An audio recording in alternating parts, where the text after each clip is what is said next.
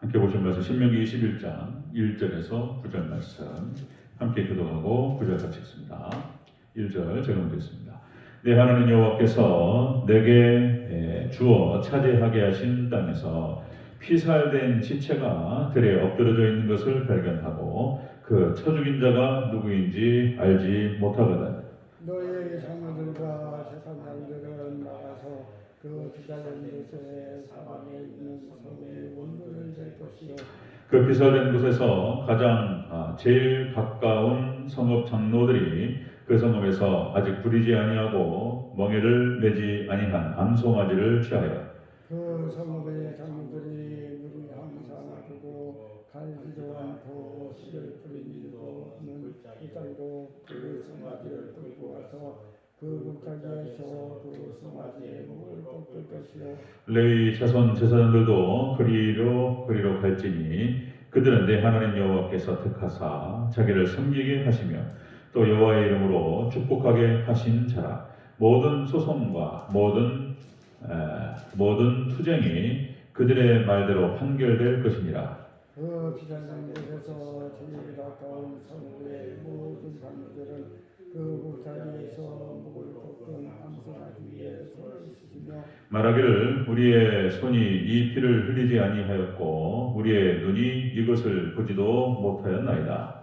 여호와 주께서 성나신 이스라엘 백성 이스라엘을 사하시고 무지한 피를 이스라엘 백성 이스라엘 중에 오늘로 주지 마옵소서 하면 그 피의 의지가 사함을 받은 함께 있습니다. 너는 이와 같이 여호와께서 보시기에 정직한 일을 행하여 무죄한 자의 피 흘린 죄를 너희 중에서 제할지니라. 아멘. 네, 인사합니다. 우리 예수님, 예수님의 은혜 평강이 넘치시기를 축원합니다. 아멘. 아멘. 오늘 함께 읽으신 신명기 21장 1절에서 9절. 오늘 본문을 토대로 살인죄의 속죄 규례라는 제목으로 말씀드렸습니다. 살인죄의 속죄 규례. 우리가 앞에서 전쟁에 임하는 자들에 관한 규례, 가난 전복 전쟁, 그리고 임하는 자들 어떤 규례를 지킬 것인가, 그리고 전쟁에 관한 규례, 전쟁을 치를 때 어떤 원칙을 가지고 진행할 것인가, 이런 얘기를 나눴습니다. 자, 이제 이스라엘 백성들이 가나안 땅에 들어가서 이제 생활해 나갈 때에 생활할 때 겪을 수 있는 여러 경우들이 있었습니다. 여러 상황들이 많죠. 여러 상황들 중에서 이제 살인 사건이 발생했을 때 어떻게 할 것인가, 뭐 이런 얘기가 되겠습니다.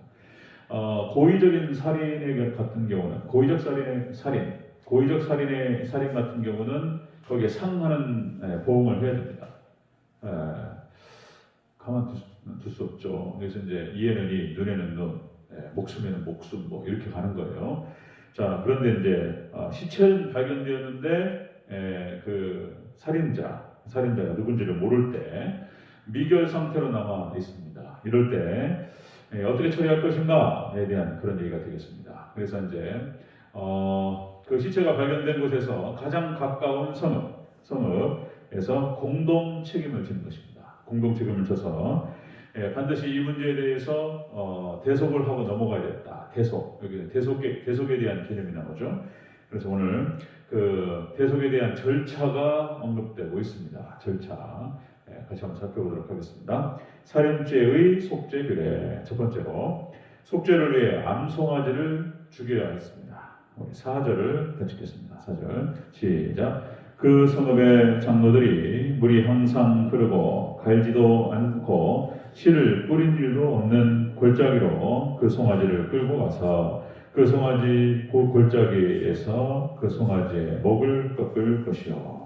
아멘. 속죄를 위해서 암송아지를 잡았습니다. 대속으로. 그래서 이제 이것은 무엇을 의미하냐면 어떤 인간의 죄라 할지라도 예수님의 피로 용서를 받는다. 이제 예수님을 상징적으로 보여줍니다. 그래서 예수님의 피로 말미암아서 대속으로 말미암아서 죄상을 받는다라고 하는 것을 의미하는 것이 되겠습니다. 암송아지는 예수님을 상징하고 예표합니다. 그리고 죄의 결과는 반드시 죽어야 됐습니다. 근데 이제 살인자를 모르고 그 핏값을 갖다가 또 그 성읍 전체에 물으실 수 있는 상황. 대속죄로 그 죄값을 사했다라고 하는 것입니다. 그래서 우리가 어떤 죄인이라 할지라도 우리가 예수 그리스도의 피로 우리가 식임받고 사함받는 줄로 믿습니다. 예수님이 대속이라는 거예요. 대속죄로. 그래서 이런 죄값이 이런 대속으로 말미암아 사해진다라고 하는 개념이 사실상 낯설어요. 안 믿는 사람들이 생각할 때는 이게 뭔 말인가 이해가 안 되는 거예요. 그래서 이제 성경적인 어떤 믿음이 아니면 이런 제사법이라든지 여기에 대해서 이해를 잘 못합니다. 대속, 뭔가 이제 예수님을 얘기하기 위해서 대속을 얘기하는 것인데, 그래서 이제 뭐 계속적으로 말씀을 드려왔던 것처럼 아담과 하와의 그런 범죄를 그들의 치부를 가릴 때 가죽옷을 입힌다든지, 유월절 어린 양을 잡아서 희생양을 잡아서 그 피로 이렇게 이제 그 가족 전체를 덮어버린다든지, 그리고 이제 뭐 광야에서 그렇게 이제 희생 대사를 통해서 이스라엘 백성들의 죄를 사하신다든지, 자, 이런 모든 것들이 이제 예수님을 상징적으로 보여주면서 그렇게 대속이라고 하는 개념을 보여주는 것을 볼 수 있습니다. 그래서 여러분들 기독교는 철저하게 여러분들 예수님의 보혈의 피 종교인 줄로 믿습니다. 죄값은 반드시 죽어야 됐어요. 죄값은 반드시 죽어야 되는데 다 죽을 수는 없고, 그래서 대속으로 말미암아서, 그래서 예수님 한 분으로 모든 것들이 사해지는 것을 볼 수 있습니다. 그래서 뭐 구속 그리고 속량 이런 표현은 대가를 지불하고 사는 것입니다. 그래서 예수님의 핏값을 주고 우리의 생명을 얻고 우리가 살게 된 줄로 믿습니다. 이런 대속의 개념들이 성경상에 계속적으로 나오는 것을 볼 수 있습니다. 뭐 초태생 규례 이렇게 해서 출애굽기 13장 11절 16절 초태생 규례, 애굽의 첫 새끼를 죽이고 처음 난 것은 어린 양으로 대속하고, 그 다음에 이것이 손의 기호와 미간의 표로 삼고, 그렇게 해서 이제 예수님 그 희생으로 말미암아서 모든 죄가 사해진다라고 하는 것을 기념하라, 이렇게 기억하라, 이렇게 말씀을 하셨습니다. 그래서 금방 말씀드린 대로 대속이라고 하는 개념을 안 믿는 사람들, 특별히 이제 이것이 1920년대 근본주의 논쟁이라고 해가지고 그 전에도 한번 말씀드렸지만 근본주의 논쟁이 한참, 그러니까 20세기 들어와서 활발하게 진행됐어요. 벌써 19세기에서 20세기 들어올 때 자유주의가 전 세계에 휩쓸려고 했어요. 그리고 안 믿겠다는 거예요. 안 믿겠다는 거예요. 더 이상 이제 성경에 매이고 싶지 않다는 거예요. 이게 원래 이제 프랑스 대혁명 1789년, 그래서 18세기에 먼저 나갔어요. 나가고 흩어지는 어떤 교회를 떠나가는 그런 움직임들이 있었고, 이제 그 움직임의 어떤 그 흐름 가운데에서 논리적이고 이론적 기초를 다 세웠어요. 자유주의 신학. 이제 막 나가니까 좀 들어오는 척 하는 것이 바로 신정통입니다. 신정통. 뭐 이제 이런 것을 통해서 이들이 이제 믿지 않는 거죠. 그래서 이제 1920년대 미국을 중심으로 해서 근본주의 논쟁이라는 것이 있었습니다. 그런데 이제 여기서 이제 우리 정통주의자들은 그렇게 딱 선언을 한 거예요. 선언 5가지를 딱 선언해요. 5가지를. 그리고 이 5가지를 안 믿는 사람하고는 더 이상 논쟁하거나 대화하지 않겠다. 그냥 당신들은 갈 대로 가고 우리는 갈 대로 가고 딱 선을 그어버려요. 그 5가지 논쟁이 뭐였냐면 이제 성경 무호, 하나님 말씀에는 오류가 없고 축자연감사를 주장한다 말씀드렸죠. 성경 무호, 첫 번째가 성경 무호고요. 그리고 이제 두 번째, 세 번째, 네 번째, 5가지, 5번째까지 이제 예수님에 관련된 것인데요. 예수님의 동전의 탄생, 예수님의 대속, 예수님의 부활, 예수님의 재림. 이 4가지를 안 믿는 사람하고는 더 이상 대화하지 않겠다.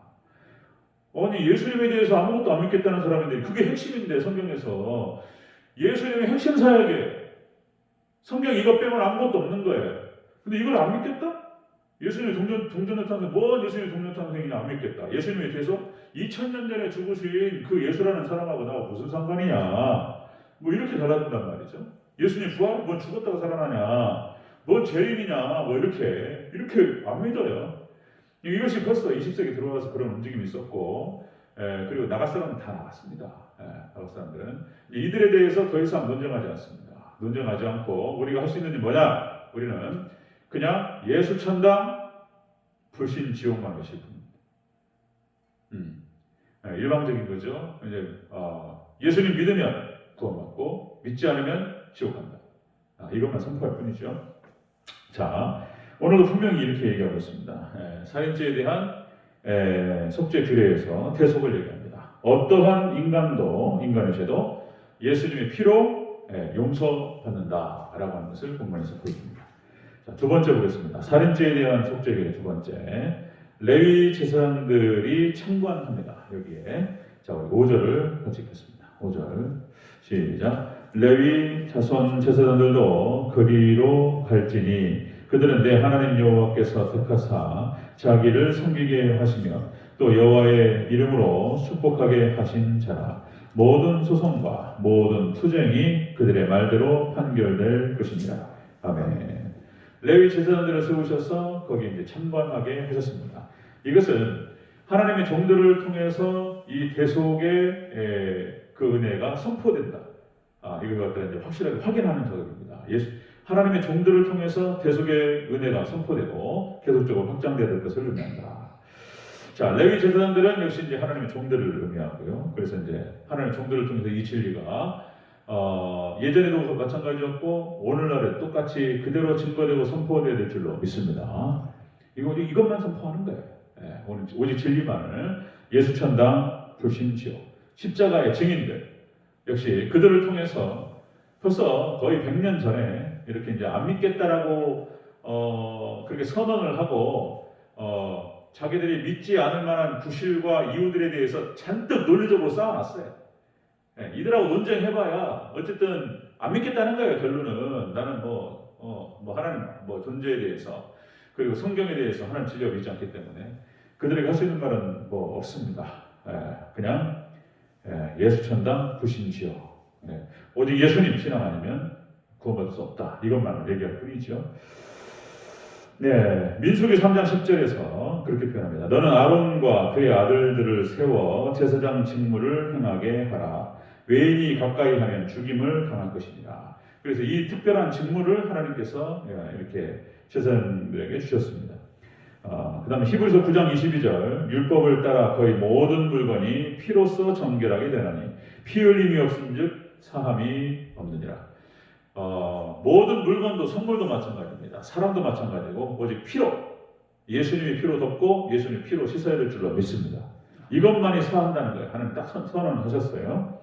그러니까 오직 예수님의 보혈의 능력밖에 없습니다.